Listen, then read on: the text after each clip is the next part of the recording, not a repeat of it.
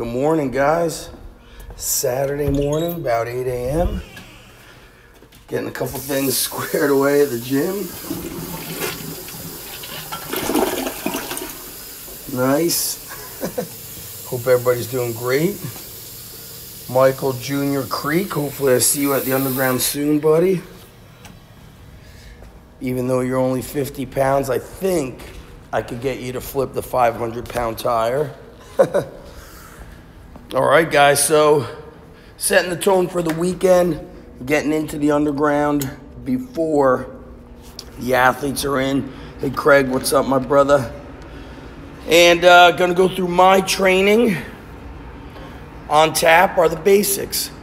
Squat, deadlift, push-ups, working with my man, Matt Reynolds, starting strength, getting the music ready to go here. And gonna get in a warm-up, which I'm gonna take you guys through. Let's just get this music ready to rock. All right, getting ready to go. Might even just go without music and get a little silence. But I've got a lot of bumper plates in the gym. It's a lot more of a beautiful sound to hear those iron plates rumbling. So I'll be doing sleds, always part of the warm-up. I'll be doing some ab work, side planks, bird dogs, hanging abs right here on the rings. Right there.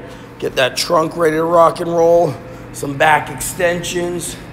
And it's just good, man. I like coming to the gym, clearing my head early before the athletes come in, and it just feels good. I'm actually a much better human being when I get my training in. I'm a more pleasant person to be around.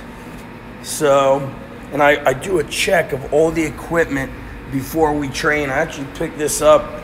I was 19 or 20, had a gymnastics class in college, but my gymnastics coach was also a two-time All-American wrestler, Coach Rick Gonzalez.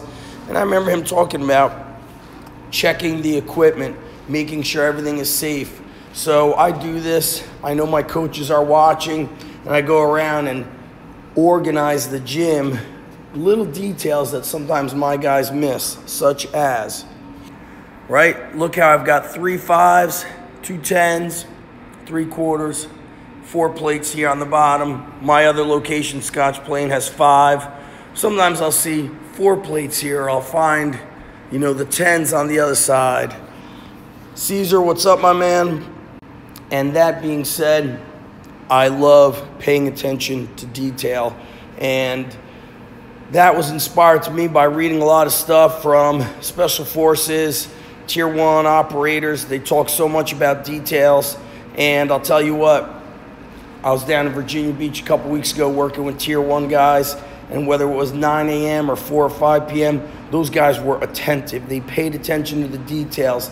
Things we told them about trunk position, hand, wrist position. It didn't matter how tired or sweaty they were like zoned in on what you were saying. And it's right there, the huge difference between an amateur and a pro. It also reminds me of when I was in college working with Rutgers and when we wrestled against Ohio State.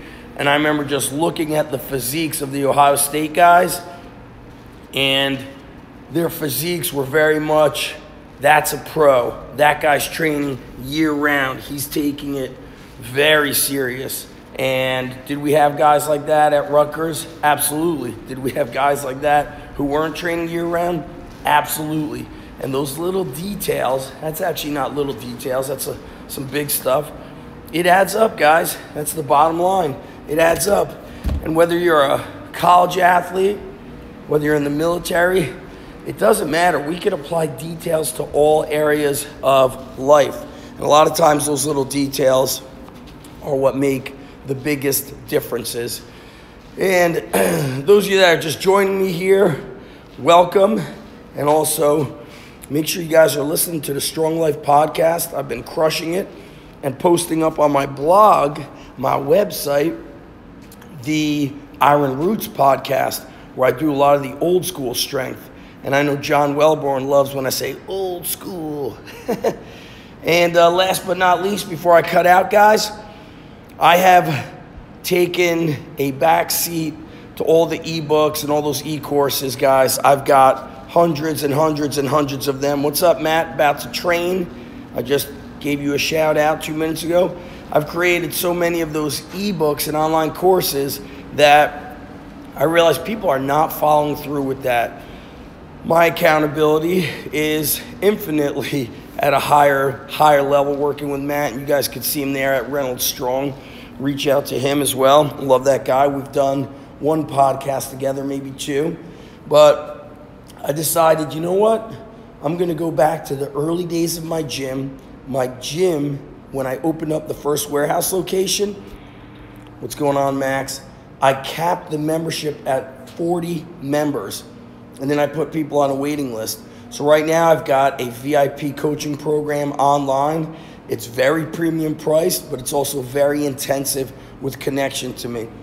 Some of the people do a FaceTime call with me during their workout to go over technique. Some people are struggling with many things like we all do when life gets tough. I had a pretty hectic Thursday, but you know what? That saying of nobody cares, work harder is very true. So those of you that are in your 40s, your 50s, I've got a guy who's 62 working with me.